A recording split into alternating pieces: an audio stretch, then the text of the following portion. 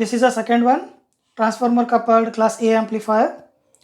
So here, as shown in the circuit diagram, it contains a BJT transistor, which is a power transistor.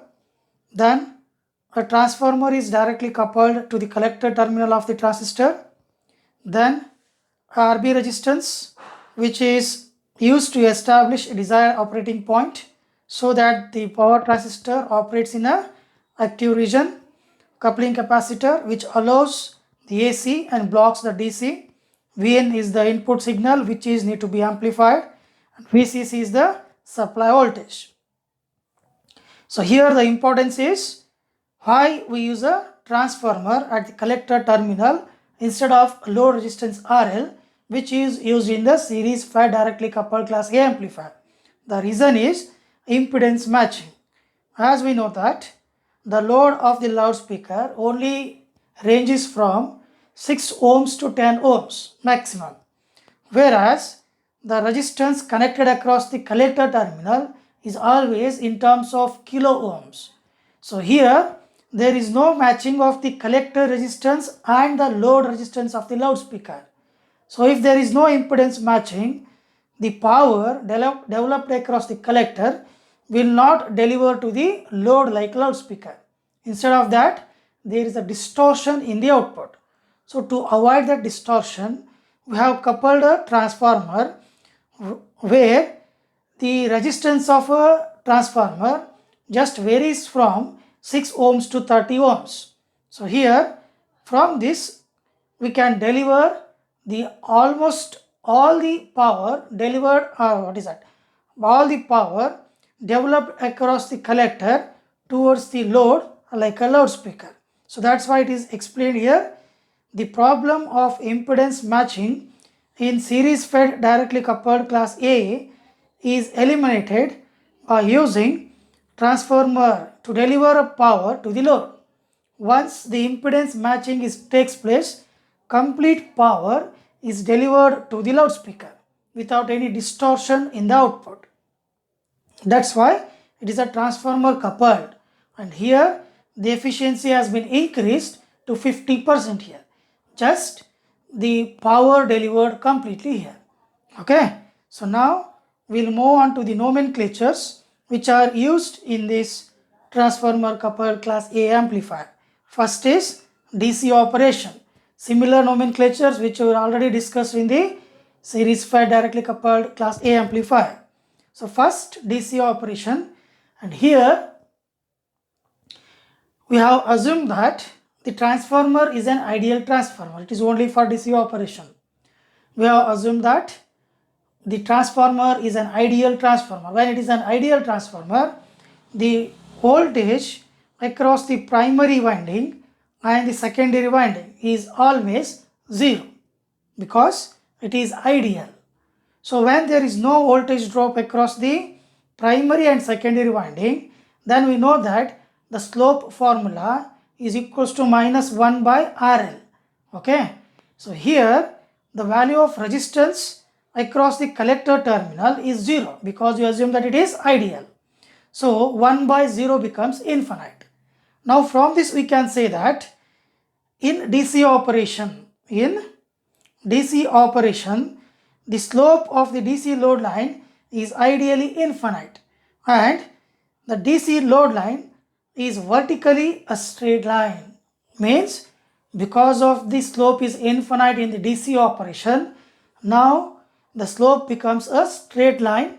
Okay, that's you have to remember. The second thing, if I apply the KVL to the output side of the circuit, which includes the path VCC, primary winding of the transformer, and collector to emitter. Okay, here the voltage is VCE. If I apply the KVL here, what I will get? VCC, and across the primary winding voltage drop is 0, means it is 0 minus VCE from collector to emitter. So the expression we can write here is VCC minus VCE equals to 0, or we can write VCC equals to VCE. So now this is a DC bias voltage. What I need is VCEQ. So VCEQ becomes VCC now.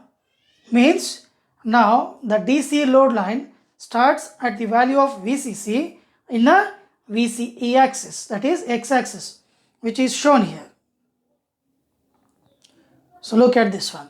So this is a DC load line, which is straight line equation. Along the VCE axis, a VCC is pointed here. So now this is a vertical straight line, moves up to the infinite. Remember this, okay? This is only for DC load line. Similarly, okay, we'll go on to the AC operation also. So first we'll complete the DC operation.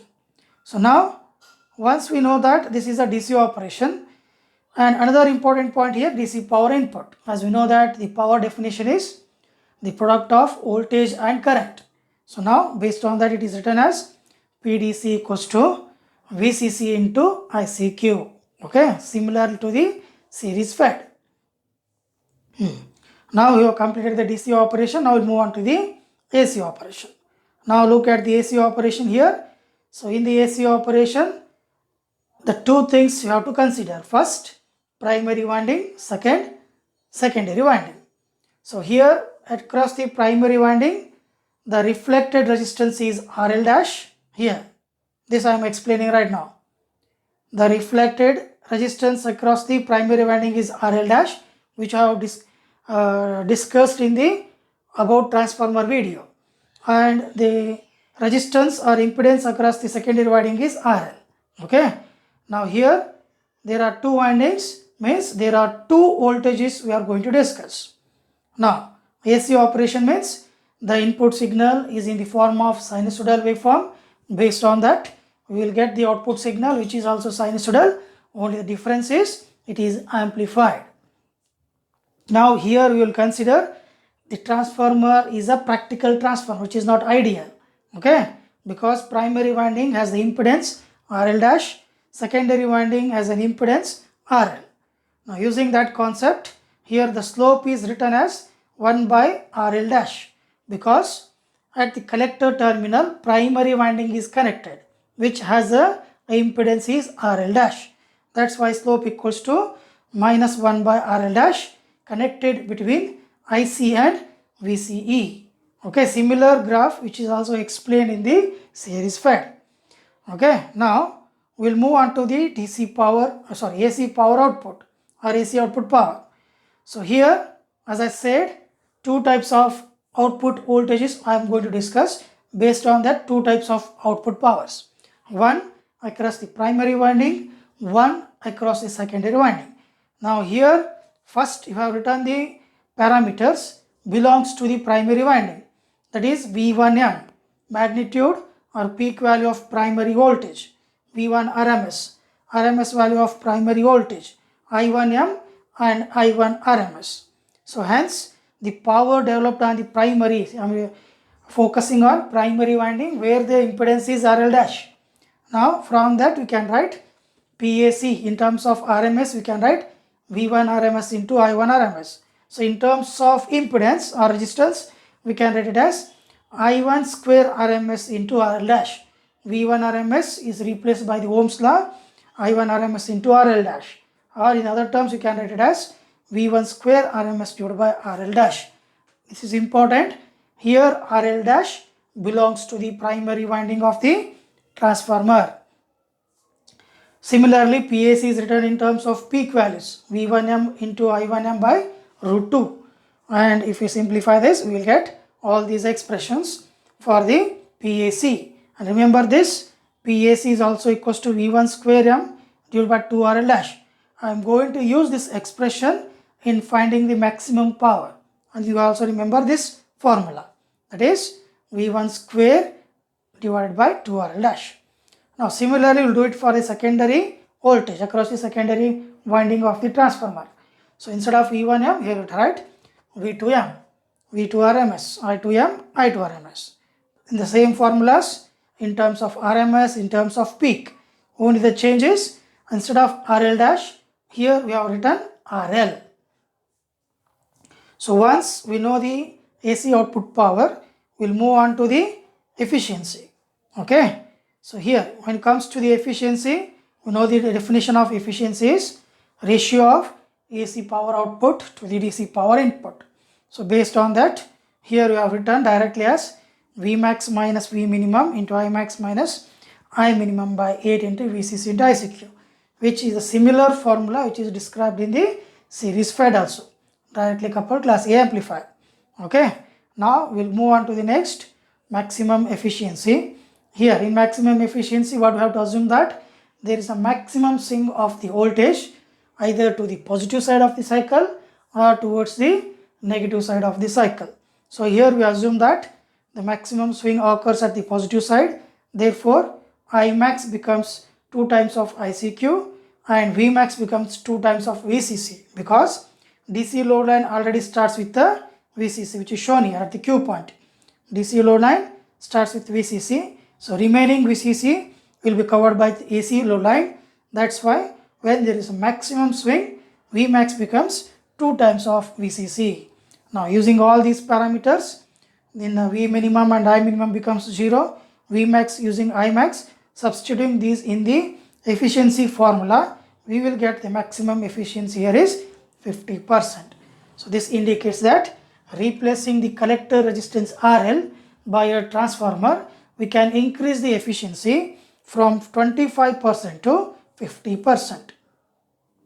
So now next is here in the, as I said earlier, here you can find the maximum power using the formula, this one, that is PAC max equals to 1 by 2 VCC square by RL dash across the primary winding. Okay, here VCC square is nothing but V1M, which is shown here. V1M equals to VCC, I1M equals to ICQ. Okay, this is also explained here also. V max is 2 times of VCC. V1M is a peak value of primary voltage, nothing but V max minus V minimum by 2. And this V1M is nothing but VCC, which is connected across the collector terminal through primary winding of the transformer. So that's why V1M equals to VCC, and this is replaced from this one here, this formula which I said earlier, this one. Okay, PAC equals to what? Here, this one, PAC equals to V1 square by 2 RL dash. The same thing, only the change they have done is they have proved that V1M is nothing but VCC. Then maximum PAC becomes 1 by 2 VCC square by RL dash, because maximum VNM is VCC here. Now the next topic is power dissipation. By the formula, power dissipation is nothing but difference between PDC and PAC, and maximum power dissipation assuming that PAC is 0. Okay, so this is about class A transformer coupled class A power amplifier. In the next video, we are going to discuss some problems based on this class A amplifier. Thank you.